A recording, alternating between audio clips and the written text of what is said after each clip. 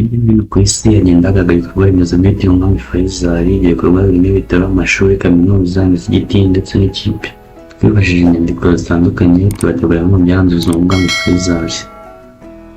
Faisal bin Abdulaziz Al Saud, Umwami Faisal wa Arabia Saudite, yavutse ku itariki ya 14 Mata 1906, atanga ku itariki ya 25 Werurwe 1945, afite imyaka 69. Umwami Faisal yabyawe n'Umwami Abdulaziz uyoboraga agace ka Riyadh muri Arabia Saudite y'ubu, nyina yari Tarifa bint Abdullah Al Sheikh.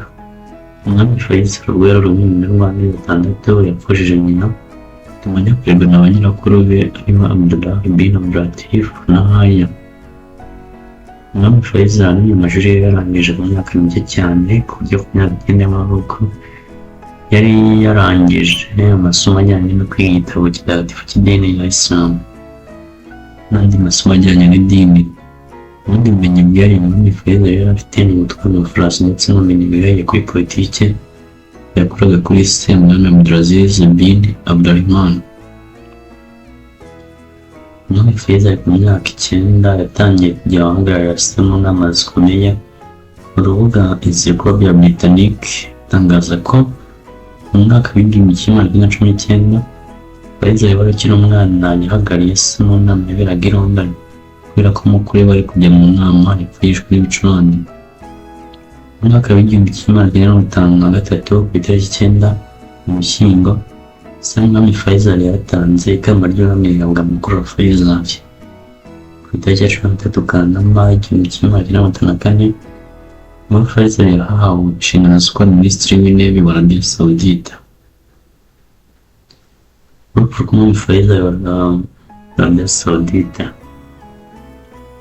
mu gitondo cyo ku itariki ya 25 Werurwe 1975, we yari mu gikorwa cyari cyahuje umwami n'abayobozi bo mu nzego z'ibanze ndetse n'abaturage mu rwego rwo gukemura bimwe mu bibazo biri mu gihugu.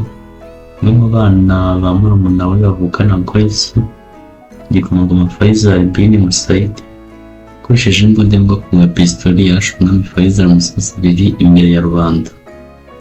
Nyuma yo kuraswa, Umwami Faisal yahise ajyanwa mu bitaro byari hafi aho kwitabwaho n'abaganga, ariko nyuma y'amasaha make yahise atangaza guhagarara k'umutima. Nyuma y'urupfu rw'Umwami Faisal, igihugu cyose cyahise kijya mu cyunamo cy'iminsi 3, aho ibikorwa byose bya leta byari byahagaze.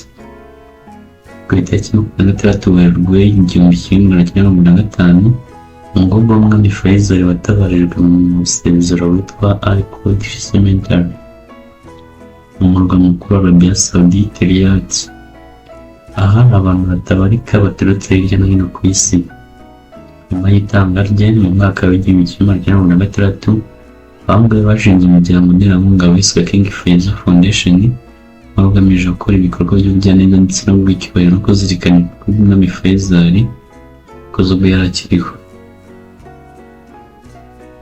Ku mwaka w'1996, King Faisal Foundation yakoze ibikorwa bitandukanye mu nzego z'ubuzima, uburezi, ubushakashatsi, kurengera uburenganzira bwa muntu ndetse no gutanga ibihembo byose mu izina ry'Umwami Faisal. Kuva mu mwaka w'1999, King Faisal Foundation itegura ibikorwa ngarukamwaka byo guhemba abantu 5 bagize uruhare mu kuzana umutuzo n'amahoro muri Rwanda. Igihembo cyiswe King Faisal International Prize gitangirwa Riyadh muri Arabia Saudite. Bahaye igihembo ahabwa umudari wa zahabu uherekejwe n'ibihumbi 200 by'amadolari y'Amerika. Kuva mu mwaka w'1983, King Faisal Foundation ishinze ikigo cyitwa The King Faisal Center for Research and Islamic Studies. Iki kigo kigamije gutanga uburezi bugezweho, gufasha mu bushakashatsi no guteza imbere ubumenyi mu ikoranabuhanga. Uyu muryango witiriwe Umwami Faisal washinze kaminuza nyinshi zirimo Faisal University muri Arabia Saudite mu mujyi wa Riyadh. Uyu muryango kandi washinze kaminuza ya Al-Fat igamije kwigisha abakobwa. Hagati y'umwaka w'1997 kugeza 1991, Kigali mu Rwanda huzuye ibitaro byitiriwe Umwami Faisal. Bikaba ari mu bitaro by'icyitegererezo mu gihugu. Ibi nabyo rero byubatswe na King na King Faisal Foundation. Kandi hari ibitaro byamwitiriwe, ni ibitaro biri mu mujyi wa Maka, byitwa King Faisal Hospital Maka. Ibindi bikorwa byitiriwe Umwami Faisal harimo ikipe y'umupira w'amaguru muri Ghana cyitwa King Faisal BBS FC. Mu gihugu cya Pakistan hari umusigiti witiriwe Umwami Faisal witwa King Faisal Mosque. Mu gihugu cya Leta Zunze Ubumwe z'Abarabu mu mujyi witwa Sharjah hari undi musigiti witiriwe Umwami Faisal.